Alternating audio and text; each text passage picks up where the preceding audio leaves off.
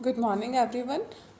आज हम प्राचीन भारत के जिस विषय पर यहाँ अध्ययन करेंगे ये महात्मा बुद्ध के जीवन परिचय से संबंधित है। 6ठी सदी ईसा पूर्व वैदिक धर्म में आई जटिलताओं के विरुद्ध महावीर स्वामी और महात्मा बुद्ध ने जैन धर्म और बौद्ध धर्म को स्थापित किया। महात्मा बुद्ध ने बौद्ध धर्म को 6ठी सदी ईसा पूर्व में वैदिक धर्म की बुराइयों और इनकी कमियों को दूर करने के लिए जन सामान्य में लोकप्रिय किया। आज हम इन्हीं महात्मा बुद्ध के जीवन परिचय के बारे में देखेंगे। 563 ईसा पूर्व नेपाल की तराई में स्थित कपिलवस्तु के निकट लुम्बिनी ग्राम में शाक्य क्षत्रिय कुल में महात्मा बुद्ध का जन्म हुआ था। महात्मा बुद्ध का मूल नाम सिद्धार्थ था। इनके पिता शाक्य कुल के क्षत्रिय शासक थे जिनका नाम शुद्धोदन था। इनकी माता महामाया थी और सिद्धार्थ को जन्म देने के 7 दिन बाद ही इनकी माता महामाया का निधन हो गया। सिद्धार्थ का पालन पोषण इनकी मौसी प्रजापति गौतमी ने किया। शुद्धोदन और प्रजापति गौतमी के लालन पालन में कोई कमी नहीं रही और इन्होंने सिद्धार्थ को राजसी वैभव का जीवन दिया। सिद्धार्थ का जब जन्म हुआ था तभी ये भविष्यवाणी की गई थी कि ये बड़ा होकर महान दार्शनिक बनेगा या फिर चक्रवर्ती सम्राट बनेगा। अतः भविष्यवाणी को ध्यान में रखकर शुद्धोदन ने ऋतुओं के अनुसार सिद्धार्थ को राजसी वैभव उपलब्ध करवाया। इसे किसी भी तरह का कष्ट ना हो, दुख ना हो, इस बात का पूरा ध्यान रखा गया और सिद्धार्थ को जिस तरह से राजसी वैभव में रखकर इसे बड़ा किया गया, इसे ये पता ही नहीं था कि दुख किस चीज़ को कहते हैं, कष्ट किसे कहते हैं। एक दिन सिद्धार्थ जब बाहर घूमने गए और स्थान स्थान पर उन्होंने कष्ट में पड़े हुए लोगों को देखा तो सांसारिक वैभव से इनका मन उचट गया। तब तक सिद्धार्थ का विवाह हो चुका था। 16 वर्ष की आयु में इनके पिता शुद्धोदन ने इनका विवाह किया था यशोधरा के साथ, जिनसे इन्हें पुत्र प्राप्त हुआ राहुल। राहुल के जन्म के समय भी सिद्धार्थ ने कहा था कि फिर से एक बंधन उपस्थित हो गया। वैवाहिक जीवन में सिद्धार्थ प्रसन्न नहीं थे। यशोधरा और राहुल उन्हें बंधन लगते थे और यही कारण है कि वो इस संसार से मुक्त होने के लिए चिंतन मनन में लगे रहते थे। ऐसे में हम देखते हैं महात्मा बुद्ध ने जिन्हें बुद्ध तथागत या शाक्य मुनि के नाम से भी जाना जाता है, 29 वर्ष की आयु में इनका सांसारिक मोह से मन उचट गया और इन्होंने ज्ञान प्राप्ति के लिए घर छोड़ दिया। इस घटना को इतिहास में महाभिनिष्क्रमण के नाम से जाना गया।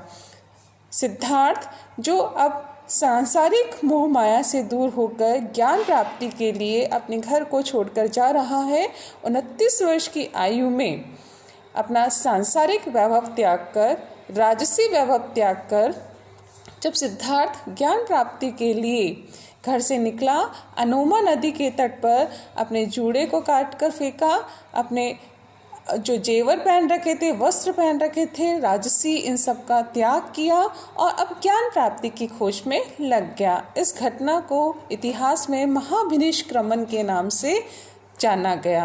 अर्थात सिद्धार्थ ने, महात्मा बुद्ध ने ज्ञान प्राप्ति के लिए जब घर छोड़ा, वो घटना इतिहास में महाभिनिष्क्रमण के नाम से प्रसिद्ध हुई। 7 वर्ष तक इधर उधर भटकने के पश्चात सिद्धार्थ को ज्ञान की प्राप्ति हुई। 29 वर्ष की आयु में घर छोड़ा था। 7 वर्ष तक ये इधर उधर भटकते रहे। सर्वप्रथम वैशाली में ये ज्ञान प्राप्ति के लिए गए, तत्पश्चात राजगृह गए, राजगृह के बाद उरुवेला गए और वहाँ पर अलग अलग लोगों के संपर्क में ये रहे। सर्वप्रथम हम वैशाली में देखें तो आलार कालाम के संपर्क में आए, राजगृह में उद्रक रामपूत के संपर्क में आए जिससे इन्होंने योग साधना सीखी।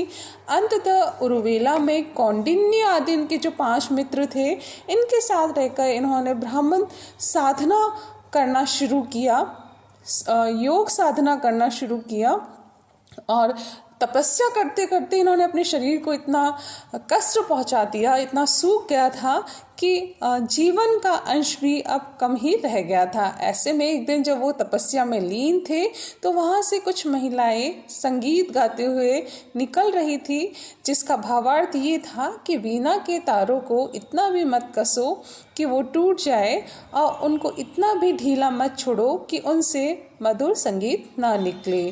सिद्धार्थ ने इस भावार्थ को स्वीकार करके उसे अपने जीवन में अपनाया और इन्होंने अपने 5 साथियों का साथ छोड़कर भोजन ग्रहण करना शुरू किया। सिद्धार्थ को भोजन करते हुआ देखकर इनके साथी इन्हें छोड़कर चले गए और सिद्धार्थ ने अकेले ही योग साधना करना शुरू किया और ये घटना इनके जीवन में परिवर्तन लेकर आई। मध्यम मार्ग इन्होंने अपनाया और 35 वर्ष की आयु में विशाख पूर्णिमा के दिन निरंजना नदी तट पर पीपल वृक्ष के नीचे रात्रि को सिद्धार्थ को ज्ञान प्राप्त हुआ, बोध प्राप्त हुआ और ये घटना इतिहास में इतनी प्रसिद्ध हुई कि सिद्धार्थ अब बोध हो जाने से महात्मा बुद्ध कहलाए। जिस वृक्ष के नीचे इन्हें ज्ञान मिला था वह पीपल का वृक्ष बौद्ध वृक्ष कहलाया और जो स्थान जहाँ इन्हें ज्ञान प्राप्त हुआ था वो स्थान बौद्ध गया के नाम से प्रसिद्ध हुआ। इस तरह से हम देखें, सिद्धार्थ जिसने 29 वर्ष की आयु में महाभिनिष्क्रमण अर्थात ज्ञान प्राप्ति के लिए घर छोड़ा था, उसे 35 वर्ष की आयु में बौद्ध गया में ज्ञान प्राप्त होता है। ज्ञान प्राप्ति के पश्चात सिद्धार्थ जो अब महात्मा बुद्ध बन गए थे, उन्होंने सारनाथ में अपने 5 ब्राह्मण साथियों को अपने ज्ञान का उपदेश दिया। यही घटना इतिहास में धर्म चक्र प्रवर्तन के नाम से जानी जाती है। ध्यान दीजिए, जब महात्मा बुद्ध को ज्ञान मिला और इस ज्ञान का प्रथम उपदेश इन्होंने अपने 5 साथियों को दिया तो ये घटना इतिहास में धर्म चक्र प्रवर्तन के नाम से प्रसिद्ध हुई। इसे बौद्ध इतिहास में धर्म चक्र प्रवर्तन कहा गया। इसमें चत्वारी आर्य सत्यानि का प्रतिपादन किया गया था, अर्थात 4 आर्य सत्यों का इसमें उल्लेख किया गया था। महात्मा बुद्ध ने तपस्सु और कालिक, ये 2 शूद्र हैं, इनको सर्वप्रथम अपना अनुयायी बनाया और इन्होंने अपने ज्ञान का प्रचार प्रसार करना शुरू किया। ये कहा जाता है कि महात्मा बुद्ध ने घूम घूम कर अपनी शिक्षाओं का प्रचार प्रसार किया, जिसमें सर्वाधिक उपदेश इन्होंने दिए हैं कौशल की राजधानी श्रावस्ती में। प्रचार प्रसार करते हुए इन्होंने बौद्ध धर्म को लोकप्रिय बनाया। 483 ईसा पूर्व तक अपने महापरिनिर्वाण तक महात्मा बुद्ध ने अपनी शिक्षाओं का प्रचार प्रसार किया, अपने सिद्धांतों का, अपनी शिक्षाओं का, अष्टांगिक मार्ग का, चत्वारी आर्य सत्यानि का, इन सभी का उन्होंने इतना प्रसार किया कि शीघ्र ही बौद्ध धर्म लोकप्रिय हो गया। 483 ईसा पूर्व कुशीनारा में हिरण्यवती नदी तट पर सिद्धार्थ को, महात्मा बुद्ध को महापरिनिर्वाण प्राप्त हुआ, अर्थात इन्होंने अपनी देह का त्याग किया, इन्हें निर्वाण की प्राप्ति हुई, इन्हें मोक्ष मिला। महात्मा बुद्ध ने अपनी मृत्यु से पूर्व अपना अंतिम उपदेश दिया सुबच को।